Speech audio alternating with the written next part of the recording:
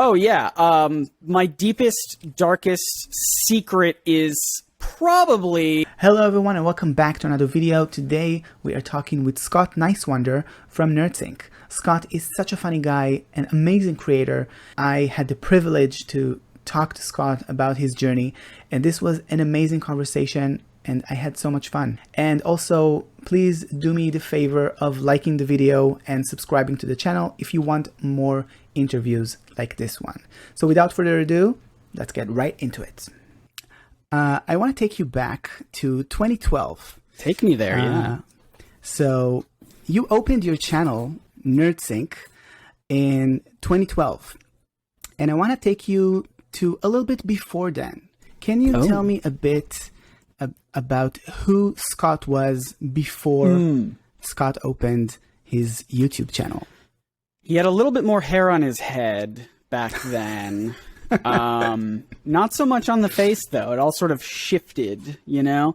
No, I believe I was working at, Pizza Hut, just a pizza chain. And I was in between, graduating high school and starting college, sort of in that gap year sort of era. Was around 2011, and I was like, I just want to... I watch so much YouTube, and a lot of the YouTube I was watching was stuff like Film Riot and Video Copilot and Indie Mogul, all of these like filmmaking YouTube channels, most of which are still around today. But yeah, I just got really inspired to become like a filmmaker. Specifically, I was, in high school, I was messing around with visual effects and, computer CGI sort of stuff. I never really got into like 3D stuff, but definitely like compositing, if people know what that is. That was a big part of what I was doing, that and like motion graphics, things like that. So I was really into After Effects and editing and just all of that. And I really wanted to know if I could make a career out of it. And I was watching these YouTubers, and I was just like, yes, I want to learn how to do this so that I can make a career of it. And then I just sort of had this thought of like, well, hold on, wait, they're doing it and they're on YouTube. So like, maybe I should just sort of emulate what they're doing a little bit. And that's really all that it was. It was just me wondering, like, I bet I could start a YouTube channel. And I had started multiple YouTube channels before Nerdsync took off. Okay. I had some friends who I was working with to do sketches and short films and series and things. And that didn't work out just because all of our schedules, we were all like freshly out of high school. Everyone was going their different ways. So it was just like we couldn't all get together. And a lot of the stuff we wanted to do was like bigger than the scope. The scope was way bigger than we actually could do because we were very ambitious. And yeah, I don't know. So we just kept experimenting with all sorts of different things, from, quick little vlogs and skits and stuff. And nothing was really sticking, but we were having fun with it. And I just sort of kept on going through it until I stumbled around Nerdsync a couple of years later. Would you say, like, when you opened Nerdsync, that you had goals for the channel, like formed goals? Yeah, I mean, the most basic one is I just wanted it to be my job. So if I could somehow make money off of it and enough money to live off of, then that would be, that was my main goal. I mean,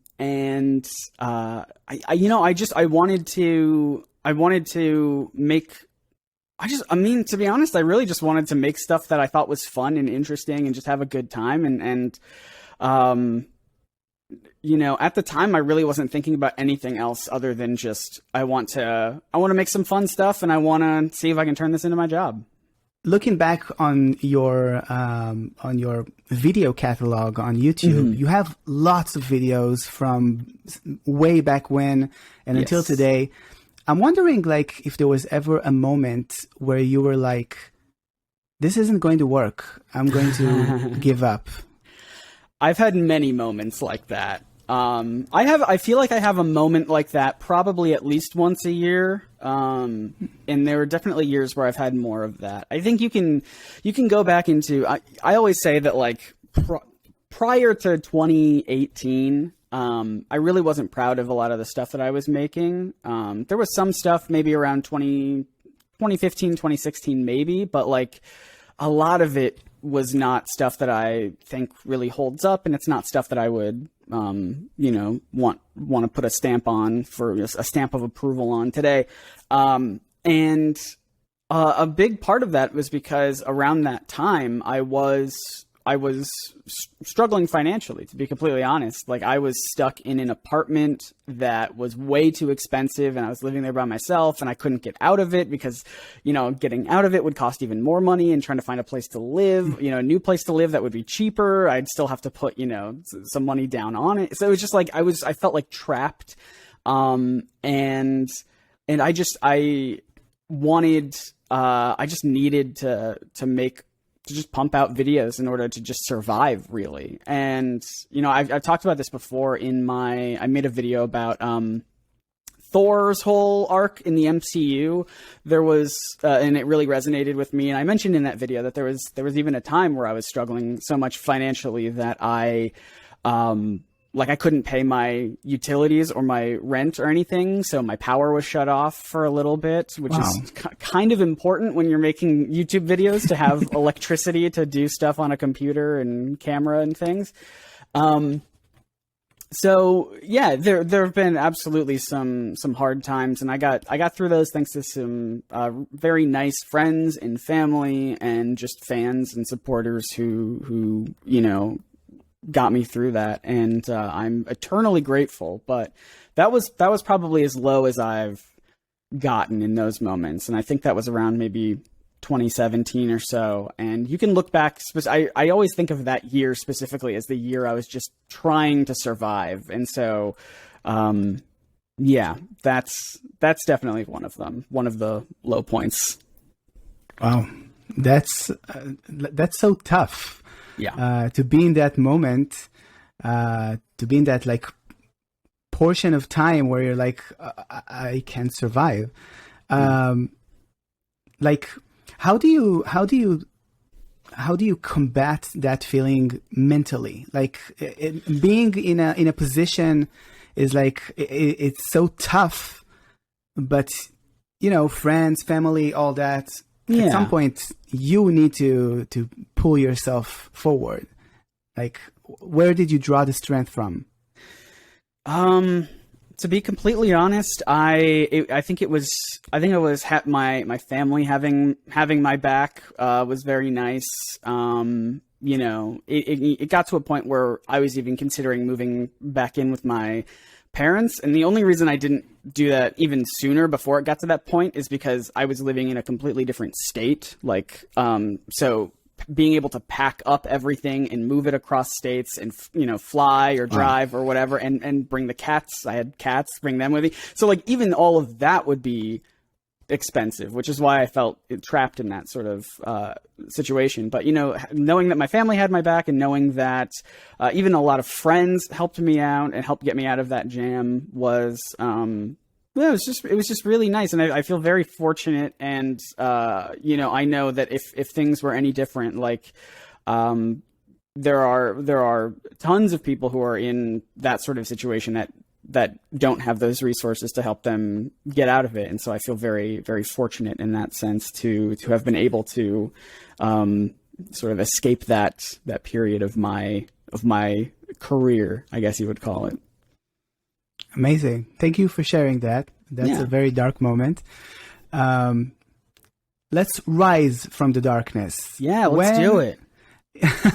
When did you feel like, okay, things are picking up? Or picking up, maybe.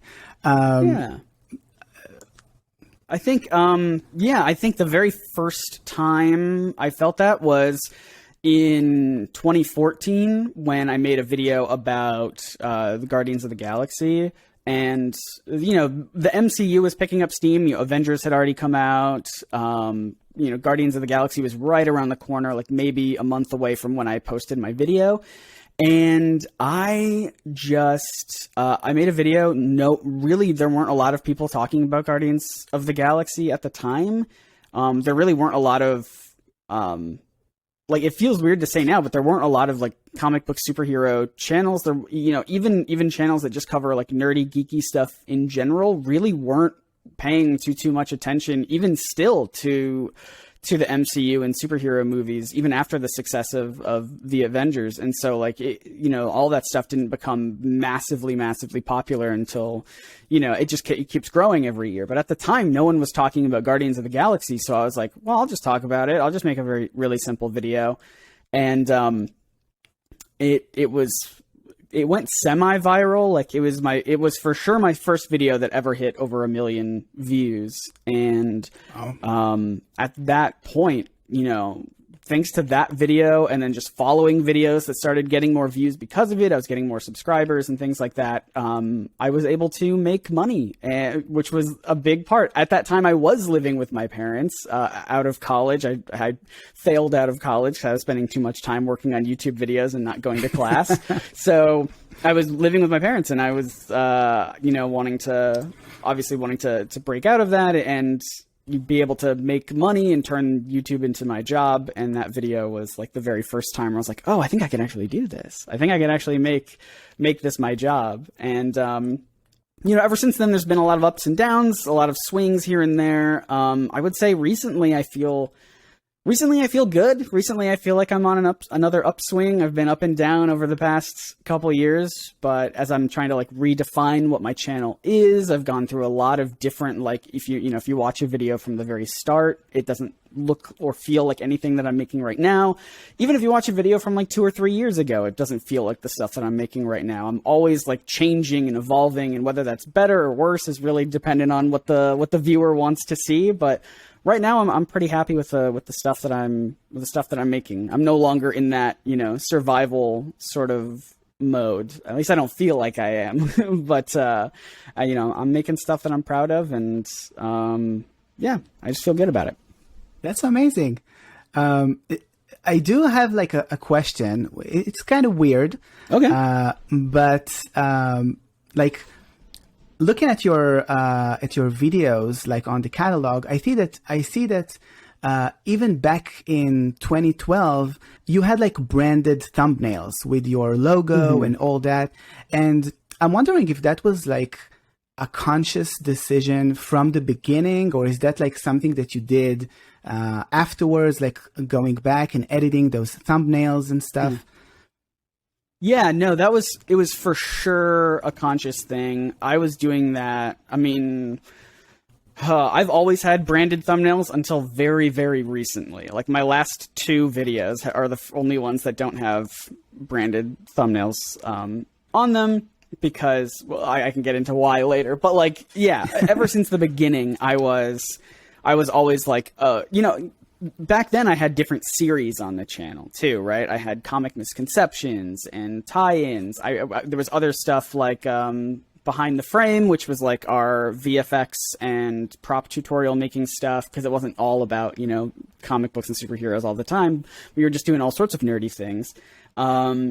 We had all sorts of things. And so I was just trying to distinguish between them. So like, if someone was wanting to see, you know, like, oh, there's a new upload, immediately they'd be like, oh, it's a Comic Misconceptions, I like that show, I want to watch that show. Or like, oh, it's a tie-in, that's not immediate, I might save that for later, or whatever.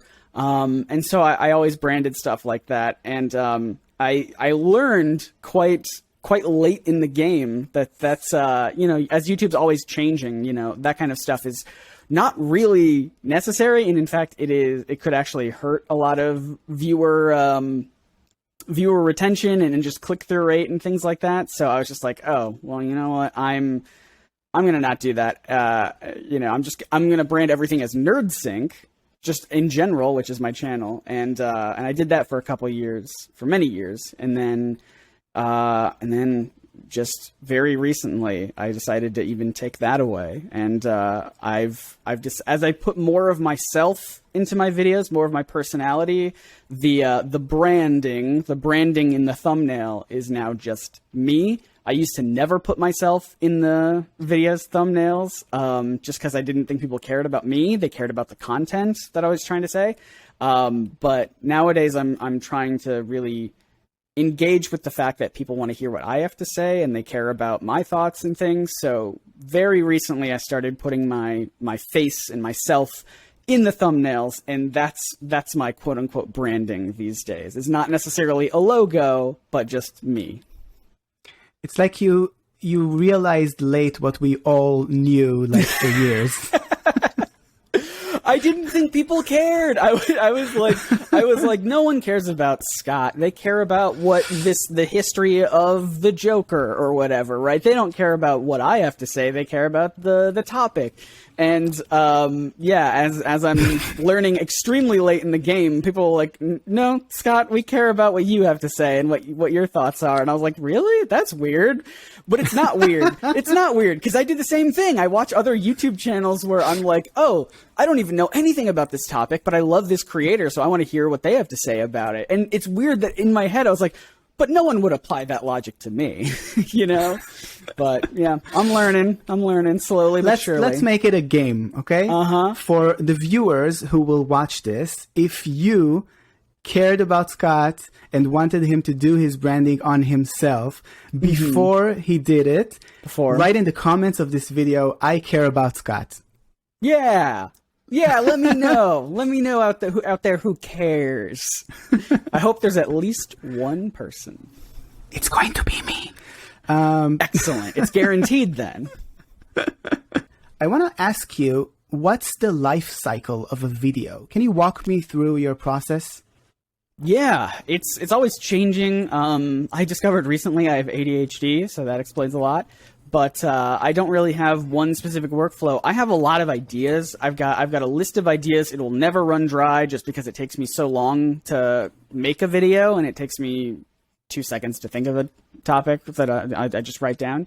So I will never run out of ideas. So I've got this list of ideas, and I sort of look at them and I think, like, I have like two sort of criteria. Like, number one, what's a thing that's going to be in the cultural discourse, right? Like, if Marvel's making a new movie, do I have a topic ready for that movie? You know, if Miss Marvel's coming out, like, do I have a Miss Marvel topic that I can do? And so if I do have a topic like that, then great, I'll try to schedule it for around that time. I'm not great at sticking to that. I did a Valentine's Day video that just barely skirted in February. Like, it was definitely late for Valentine's Day, but at least I got it before February ended. And I do that all the time. Like, I'm working on a Moon Knight video, and the Moon Knight show's already over, so it doesn't matter. But yeah, and so the other criteria is, you know, if I don't have anything, you know, if there's a month or wherever where there's nothing really coming out that is like a cultural sort of touchstone or like a tentpole event or anything like that I can latch a video onto, then I just sort of look through my list of ideas and I'm just like, what is a thing that's just like calling to me right now that's interesting or that I think I could get lost in? So earlier this year, I did a video about what happened to thought balloons in comic books. Like, why aren't there thought balloons anymore? Or they're there, but why are they not as, you know, prevalent as they once were? And that wasn't tied to anything in particular, but it was just a really interesting question that someone emailed me, and I was like, yeah, that is a good question. And so I lined up an interview with a letterer friend of mine, and we just talked about it for like an hour, and I was like, this is just really interesting, and so I just want to make a video about it. And you know, it didn't do amazing, but I thought it was really interesting. So that's sort of my two things about how I start on a video. And then obviously there's a lot of the researching. I'm always reading a book that's, you know, interesting, or I've got lots of books. I mean, this is a small stack of stuff from my next video that I'm working on. And, you know, so I'm always reading something. I'm always, even if it's not related to comic books, I'm always reading something that I think is interesting, and hopefully I can pull some insight into a video project here and there. So I'm always taking notes. I'm always bookmarking things and highlighting things about like, oh, I bet I could make a video about this, but I have to tie it into something and all that stuff. And so yeah, I just do a lot of research, and I write, and I write too much, and I'm trying to make it a habit of mine to go back through my scripts and cut at least 10% out. Just so it's not always so long. I feel like it's very, very long all the time. So I need to stop doing that. And then it's just a lot of filming. I mean, yeah, it's either right here at this desk angle, which I've set up to make filming a lot easier, or I have like a mobile sort of filming rig on wheels where it's got a light, a camera, and a microphone, and I can just move it anywhere and film myself anywhere in my cool. tiny 1-bedroom apartment. But I try to make it look bigger than it actually is. It's very small, but I film all over to add just interesting angles to things, and then just editing, throw it all together. Nice. And like, is there like a part of your process which is like into the YouTube tags, like SEO, stuff like that? Or is that like, or like you already know that the content will sell itself?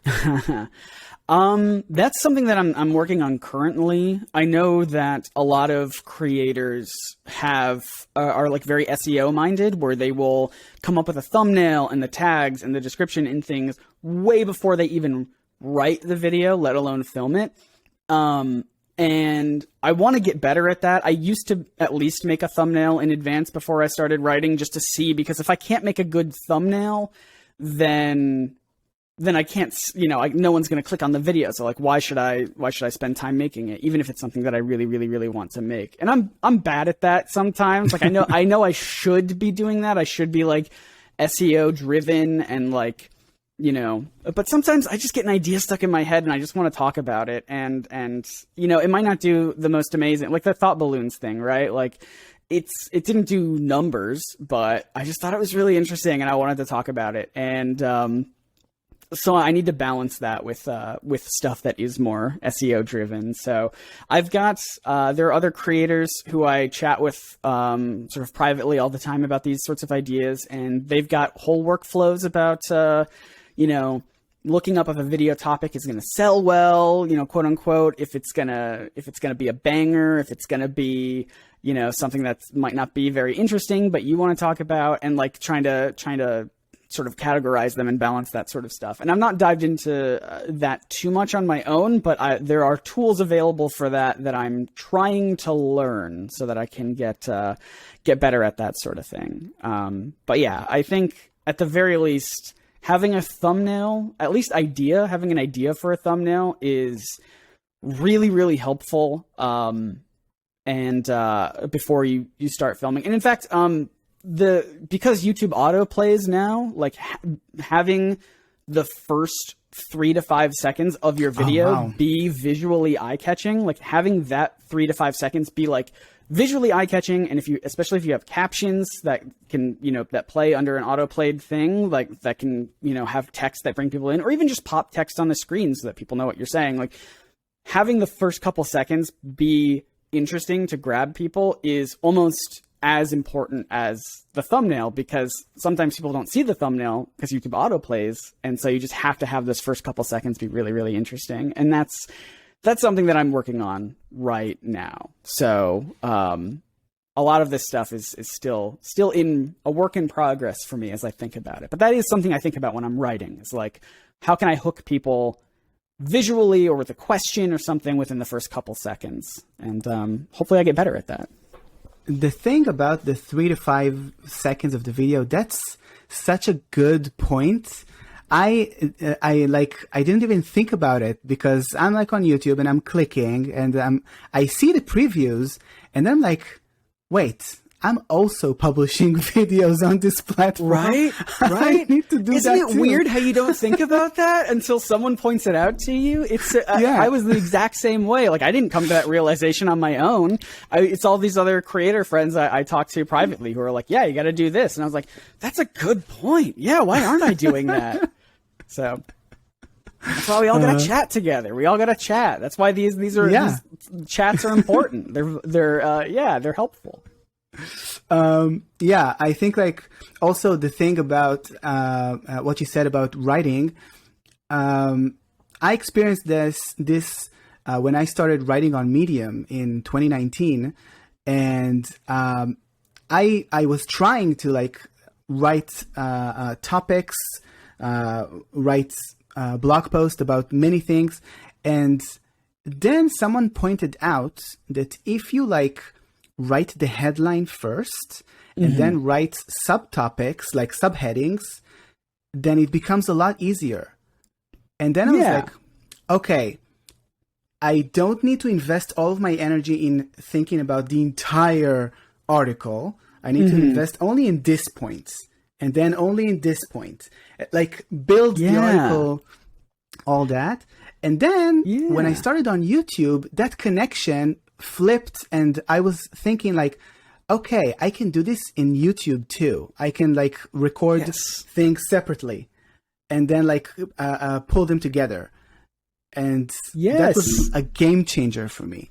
Yeah, I mean, and just diving into that, like another thing that I've been trying to work on, and it's a little, this is more of a hard thing, but it goes in what you were saying about the the headlines. Like in those first couple seconds, if you can deliver on the promise of whatever the title of the video is, then that helps hook people a little bit longer. I've had a problem in the past where my intros to videos will be like 3 minutes long before I actually get to the topic. So like sometimes I need to just be like, all right, stop writing an intro, write a hook, like what is the thing? If you're going to title the video this way, then you have to, your first couple seconds have to deliver on what that title is. So I try to think about that sort of stuff as I keep writing. Yeah, that's a good point. I remember like one of my interviews with Orion Black from Dimension 20. That was an amazing interview, but the intro, still up, by the way. The intro to that video is like, I think, a minute and a half long. And I'm like, okay, from now on, I'm going to limit myself to 30 seconds. And if it's not over in 30 seconds, I'm going to redo it. Yeah. You could always, this is a classic thing that people do with like vlogs and things. You could always put like the most interesting 3 to 5 seconds of the interview right at the start to sort of like hook people in and be like, wait, what are they talking about? So like, here's an example. We're going to do this. You're going to edit this at the beginning of the video, right? We're going to test it out. I'm going to say like, oh yeah, my deepest, darkest secret is probably, and then you're just going to cut it there and then go to the intro. And then people are going to be like, oh wait, I got to stick around for the deepest, darkest secret of Scott Niswander. What's his deepest, darkest secret? Yes. That's how you do it. You just find a good hook. That's amazing. I love this so much. Okay. I want to talk about your audience. You crossed on YouTube 500,000 subscribers some time ago. Yeah. How does it feel to have such a reach? I feel like there's, to be completely honest, I feel like a lot of pressure sometimes, which is also why it takes me a while to make videos, especially heavily researched videos. Like there's some videos that it takes me months and months and months, like 4 to 5 months at least, to like make a video, because I just want it to be perfect. I want it to be accurate, especially I did one a couple of years ago about comic books and politics and things like that. And I know that's a heated subject, so I wanted to tackle it from every single angle I could possibly think of to try and combat any way that someone might rebut it or argue against it. And I wanted to make sure everything was accurate. So I did tons of research and tons of writing, but then I also wanted to make sure that it was, an interesting video. So I sent it to so many different friends for feedback, and all of that is because I feel that pressure from the audience. And I've always felt that pressure. I mean, ever since I had like 12 subscribers,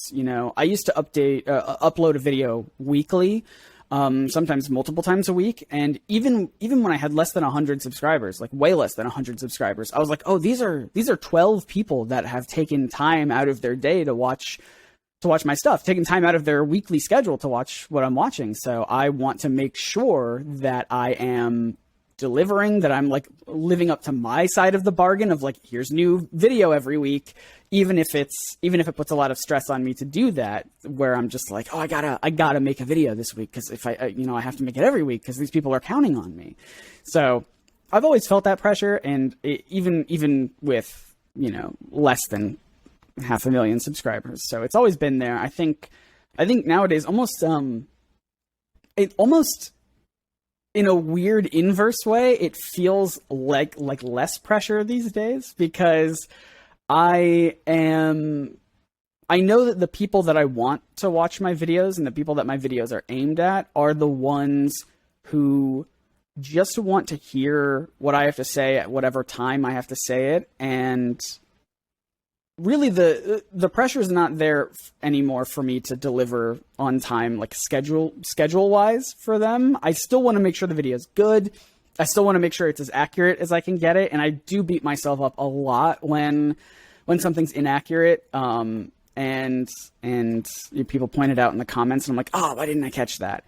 And, so there's that pressure there. But I think also at the same time, the people who watch my stuff are very, especially these days, are very forgiving, and they're very like, just in it for me and my thoughts, which is just very nice, and something that is it's so weird to get used to. But, so there's still definitely pressure there to be accurate, but there's less pressure to be on time. That's where the sponsors come in. The sponsors are when I get pressure to deliver things on time, because I'm like, oh, they need it up by this date.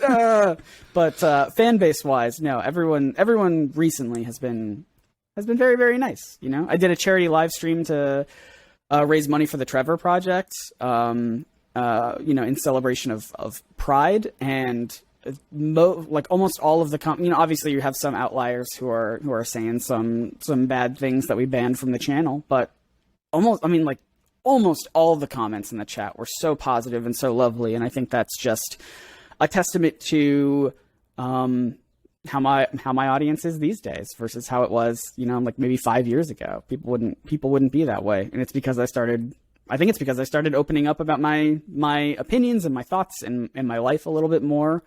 And it started bringing in the audience that I wanted to be there, and the audience I didn't want to be there slowly left. And I'm like, cool, awesome, leave. These aren't for you anymore. Yeah. Yeah. I think there's something to be said about like authenticity in making videos, because it's not like you're not making a video for the value of the video. I think I had an interview last week with another creator, and we talked about like making a video about a topic that was discussed already. And people are not there for the topic. People are there for the creator, because the example I gave was from Game of Thrones a few years back, when the third season aired and the Red Wedding happened. There was a trend on YouTube for watching like reactions to the Red Wedding. Right. And it's the same scene, but you're there for the novelty of seeing how a human being reacts. And it's that specific person you want to get their thoughts on. Yeah.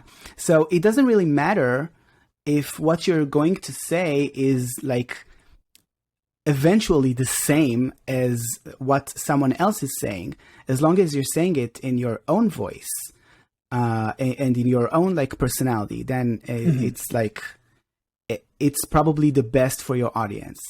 Yeah, and it's also like, I think there will always be people who disagree with what you want to say. Like there are always people who you can't please them all. You can't please them all. No. So I remember like I stopped trying to do that when I started my email list. I have like around 800 people on my email list, and I started doing a newsletter, because that's what you do when you hype creating content in email. And I was like, okay, I need to create weekly emails for these people. And the first time that I sent such an email, I had like 3 or 4 people unsubscribe, like on the spot that they opened the email. And I'm like, okay. I didn't know how to react to that, because that was new. But I was like, okay, I'm not going to worry about it. So I took that lesson for YouTube, for everything, for even Twitter. Like I'm not going to worry about who doesn't want to hear from me. I'm just going to worry about those that do. Exactly. I mean, every time I upload a video, the first day or so, my subscriber count goes down. But then once it starts finding the right audience, then I'm back in the positive again. And so I consider, I mean, and that's been happening for the last year or so. And so I sort of consider it like my way of sort of like churning the audience members, of like getting rid of the ones that don't want to hear what I have to say, while more come back in. And so, yeah, I think definitely at the start it was a lot to, it made me feel a little bad. I was like, oh, I made a video and people are leaving. That sucks. But then you got to think like, well, then there's a net positive there of now there are more, even if you don't gain any subscribers from it, you now have an like more of a concentrated audience that now actually wants to hear your stuff, because the people who don't are gone, and now you have what you're left with are the people that actually care. Even if you don't gain anything, I mean, hopefully you do. Hopefully you keep growing and finding that audience that does care and finding more people. But like, yeah, the people who leave, like, who cares? Get them out of here. I don't want them here. So yeah, you can't cater to everybody. You just got to be authentic, and you got to be yourself. And the people who like it will like it, and they'll stick around. And the people who don't like it they're going to leave. And it's like, that's just going to happen. And it doesn't really matter. So, let them leave. Great advice. Next question is about monetization. So at what point in your content creation journey do you decide to start a Patreon or channel memberships? Like, and how do you use them to create more content? Patreon support is one of the biggest, one of the biggest financial supporting systems that I have right now. Like, the people who support me just because they want to see more videos is so lovely and so nice, and it is an enormous part of why I've been able to do this for as long as I have. Like, I genuinely would not be here right now if it wasn't for Patreon support. And I definitely think I started a little early with Patreon. Like, I think when I got maybe like 10,000 subscribers or something was when I was like, all right, I'm going to start a Patreon. And I was expecting a lot, to be completely honest. I was expecting like 10,000 people. I mean, if 10,000 people gave me $1, that's like $10,000 a month. That's easy. And of course, that's not what happened. I think I was making like maybe like less than $100 a month when I first launched, which is like, yeah, that's how it's going to be. Not, you can't convert 1-to-1 subscribers to Patreon supporters. And that's fine. There are people who watch my stuff who aren't able to support, financially. Maybe they just don't really want to, and that's also fine. So I think I started a little early, but I was really only making a couple $100s a month until maybe around 2016, 2017 or so, when I was mentioning that I was really struggling financially, and I made a video that was basically like, hey, I hate to do this because I don't want to beg or anything, but like, if you like my videos, could you please support me on Patreon? Because I don't think I can keep going unless I get more Patreon support. And the response to that was like super overwhelming, and people were like, oh, I didn't realize that you needed this support. And it's like, yeah, like if you, and I do think the landscape has changed a lot. I think people do realize that, like, creating in this space, especially, I mean, the amount of awareness that people have about YouTube and YouTube's algorithm and how much it can screw over creators a lot, like the awareness, like the public awareness of that has grown so much since then that I think people are like, all right, well, if I really like a creator, and I can support them, I really should be doing that, because it's no guarantee that they're going to be able to make this living off of YouTube. In fact, it's almost guaranteed that you're not going to be able to do that. So, any additional support. And again, I say, like, Patreon is it is like the biggest thing that keeps my channel going, is Patreon support. So if anyone's watching out there who's a patron, like, thanks so much. Links in the description. Oh, hey, links in the description. That's amazing. And so I definitely started early, I think. But if you have an audience that's like super engaged with you and cares about you, especially these days, as I said, how the landscape has changed, start as early as makes sense to you. At the time when I started, even I wasn't like, YouTube's being bad. I was like, YouTube's being great. I mean, like, I had a viral video. This is amazing. I didn't know about anything.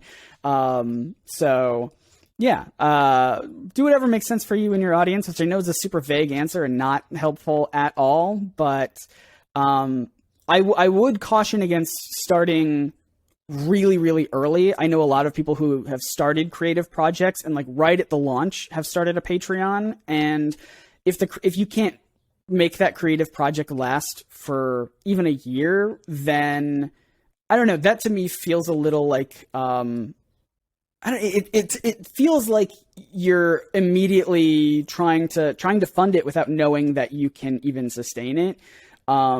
So, like, I have a podcast that I do, and currently we're not monetizing it at all. Like, we are preparing it for future monetization with ads and things like that, but we don't have a Patreon. We don't have any ads on it currently. We don't have any way of monetizing it. It only costs us money. And we made that choice intentionally because we wanted to make sure that it was a project that we wanted to do and that we liked doing it, and that there was an audience for it before we started asking people for money. So that I guess is my only thing, is I don't know if I would start a Patreon or memberships or anything like that right at the start of a project, unless you already have, like, a dedicated fan base that is, like, coming over, I guess. I'm like muddying the water by coming up with all sorts of different weird examples, but does any of that make sense? Yeah, I think like, I had a Patreon before I started my YouTube channel, because I've said a bunch of bad things about you unintentionally. No. I did it because I was trying to write fantasy. Yeah. And I wanted, like, to publish the chapters over on Patreon. Mm-hmm. And that didn't pan out because life happened. Sure. But, like, when I started the YouTube channel, then I was like, okay, maybe I can plug this. And, like, I realized, okay, so until people trust me, like, and understand that I'm building something here, then there's no real reason to support me on Patreon and stuff like that. Yeah. So I really get where you're coming from. Like, I made that mistake myself. I think everyone does. I mean, I was just so excited to again, like, try and turn it into turn YouTube into a job, that I was like, oh, as soon as I cross a milestone, I want to start a Patreon, and it's going to be, and the money's just going to come on in and support me. And, you know, I didn't really build up that community too much. And again, just, I feel like it was a different sort of time of cultural awareness where people were just like, oh, you make YouTube videos, they get a lot of views, you're clearly swimming in money. And it's like, I'm not. But I think people know that now. At least more people know that now, that AdSense doesn't always pay the bills. Yeah. I want to move to fan questions, but before we do, I have a couple of questions left. All right. Okay. I'll try not to talk so much. I feel like my answers are like 10 minutes long. You're doing amazing, Scott. All right. You're doing amazing. Okay, looking back on your journey in hindsight, what were the biggest lessons you learned as a content creator that you want to share with the world? Well, I think one of the biggest ones is one that we talked about earlier, which is that, you know, people actually do care about you as a person and not just the stuff that you make. Obviously, that might totally, you know, depend on what specific area that you're in, but I know for me, it was very eye-opening to realize that, like, oh wait, people actually care about me, and I can put more of my own personality into these videos. Okay, if you say so. So that was a huge lesson, was sort of embracing the idea that I'm like a quote-unquote influencer, if you want to call it that. And yeah, just trying, and I'm still trying to sort of embrace that a little bit more.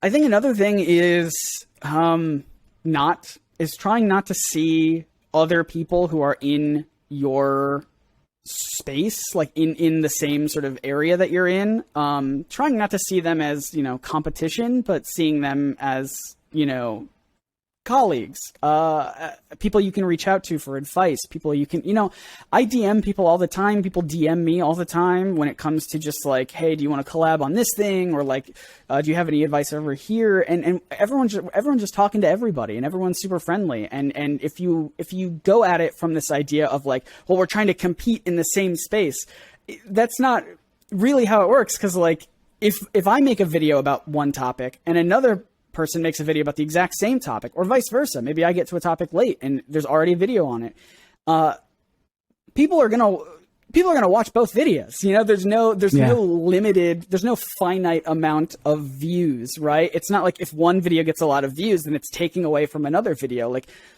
there's unlimited views. Like, anyone could watch anything at any time. So you have to, you shouldn't see other people as competition in that space. And I know that's really hard sometimes, especially if I made a video, if I was even just working on a video that I was putting a lot of time into and effort into, and somebody uploads the same topic before me and I didn't even realize that they were working on it, you know, it's hard to be like, oh man, it's hard not to feel like, oh man, like, that sucks because I'm spending so much time on this video and this other person already did it. It's like, not everyone's going to watch that person. And in fact, some of the people who watch that video might come over to my video, or, you know, vice versa. And it's all going to feed off of each other. Like, when I discover a topic I'm interested in and 3 different YouTube channels have talked about it, I'm going to watch all 3 of them because, like, I want to see what everyone has to say about it, because it's just weird. And I want to learn more about a specific thing. So I think that's a big one. And I'm trying to think if I had one more off the top of my head, but I think I lost it. But that's probably the biggest 2, I would say. Okay, awesome.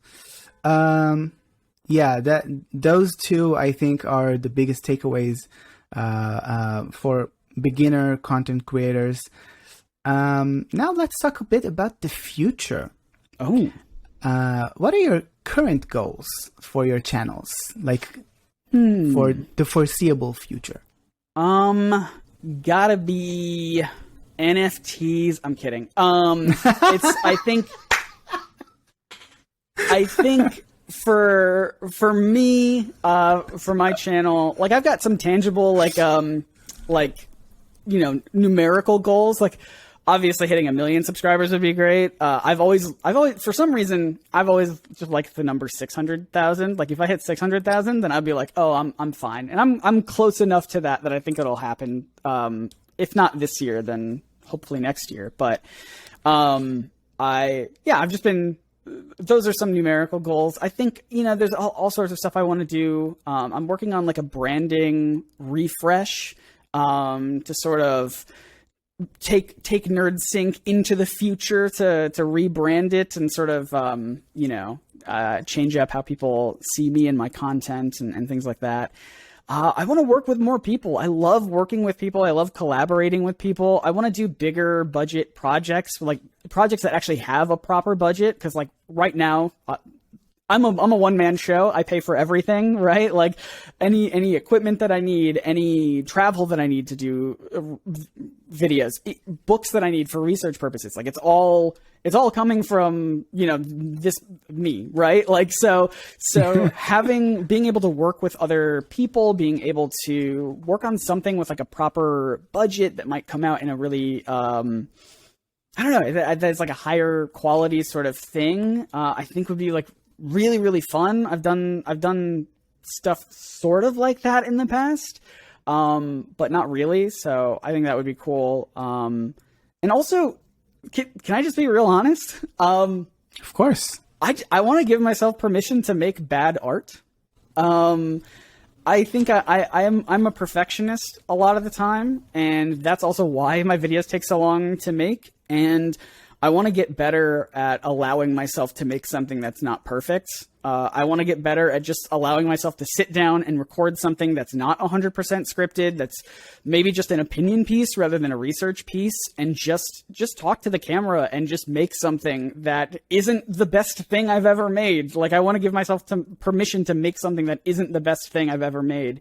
And still feel good about it. That's the key. Like I want to be able to still feel good about it. I don't want to go back to that, 2017 era where I was making stuff that wasn't good and I knew it wasn't good and I felt bad about it. I want to make stuff that isn't perfect, but I'm like, yeah, you know what? That's something. And I liked it and it was fun to make and people liked it. So that's like my big goal, I guess. I love this. This is amazing. Everyone who is beating themselves up for not creating like the perfect video should listen to what you just said. This is so important.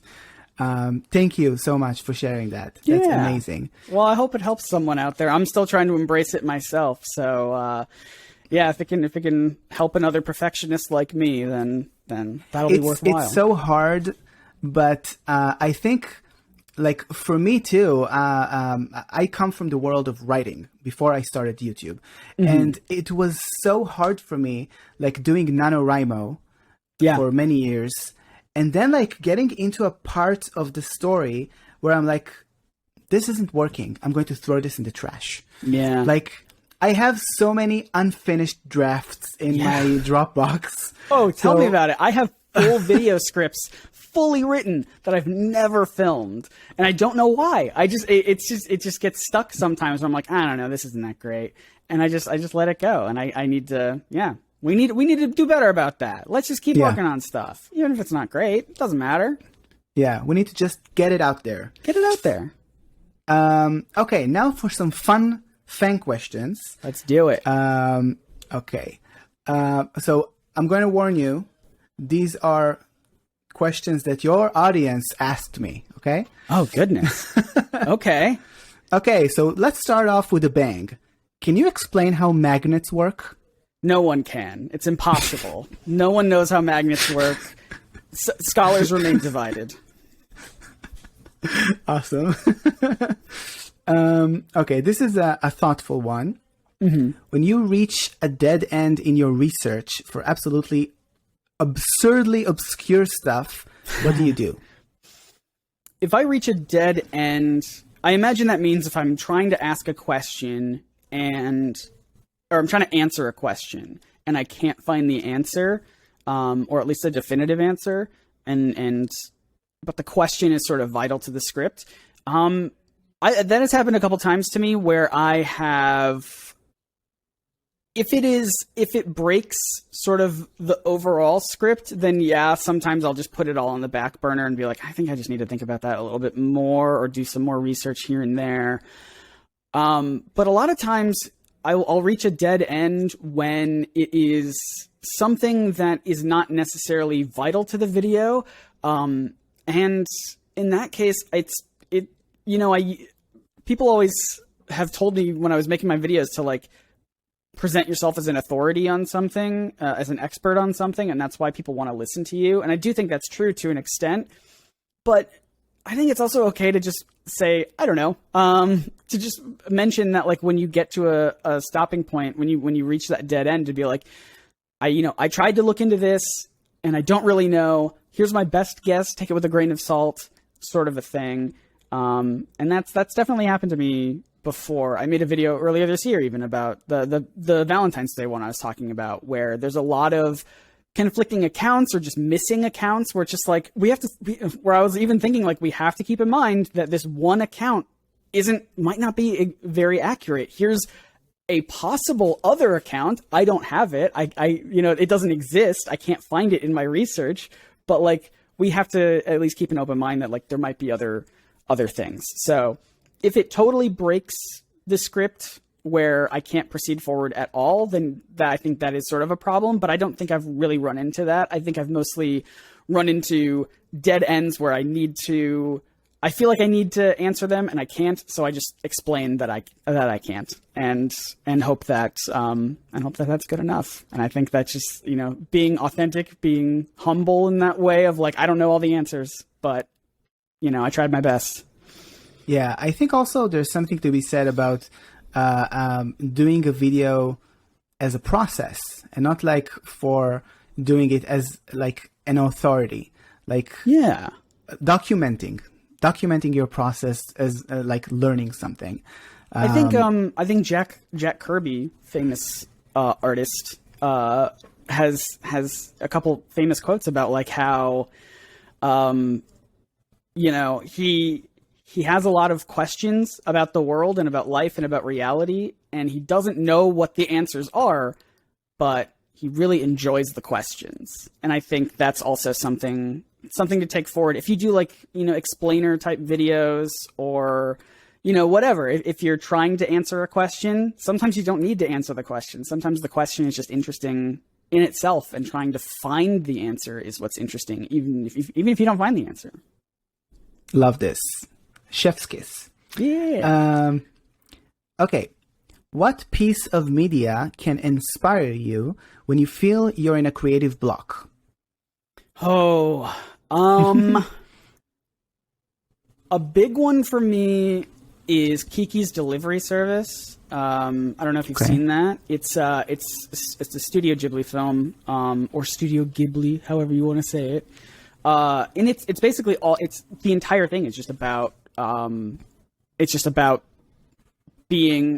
burnout, being my buddy Patrick Willems made a video essay about it a couple of years ago about how that movie is about creator burnout. And yeah, it's just all about having, wanting to do your best and pushing yourself further and further until you're physically exhausted and life feels bad, even if everyone around you it likes you and no one's like antagonizing you. You're just pushing yourself too far. And so that sort of helps. It sort of makes me feel seen a little bit, to be like, yeah, I feel like that sometimes. And then also just like watching other YouTubers specifically who are not in my space at all necessarily, who are talking about radically different things, but it's fun to see another perspective of like, oh, this is how this person edits their videos, or this is how they write their videos, and like taking mental notes about that sort of stuff. I think is creatively, it gets me going. It gets me like, oh, I want to make a video like that. So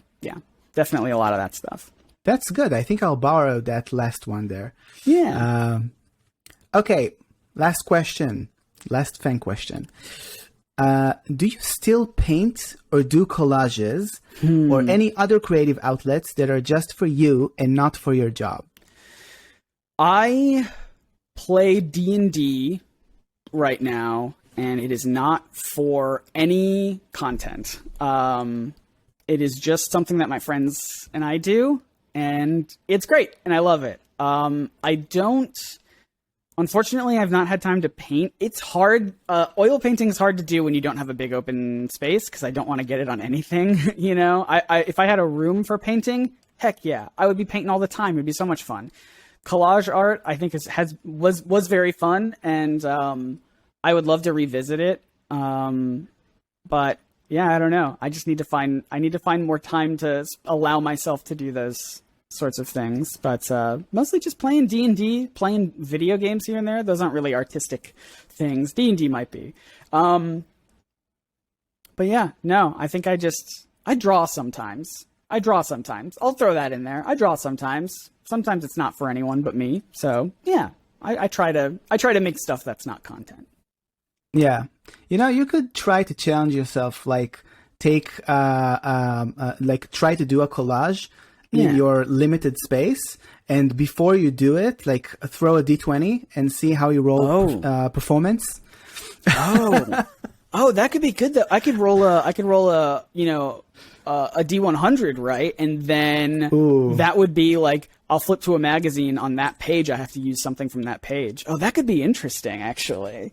Like, take it fully out of my hands to be like, all right, you have to roll whatever's on this page. You have to use something from this page, you know, and maybe I'll just do that.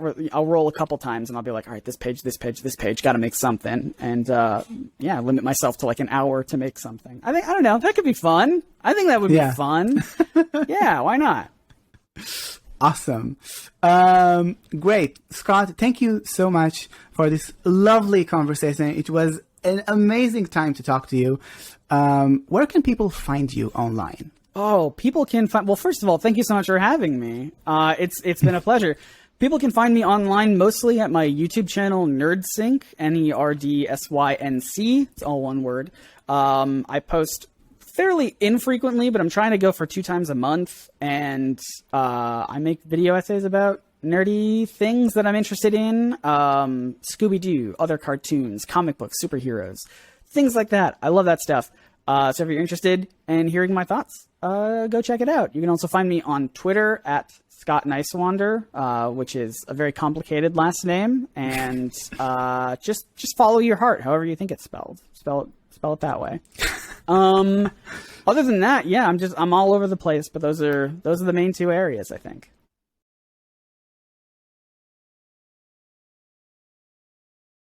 Well, we never got around to what my actual biggest, darkest secret is. So. Oh, right. Yeah. Okay. So what actually happened, the biggest, most sinister thing that I've ever done in my entire life, and this is not a joke, this is a real story, and I don't have anything.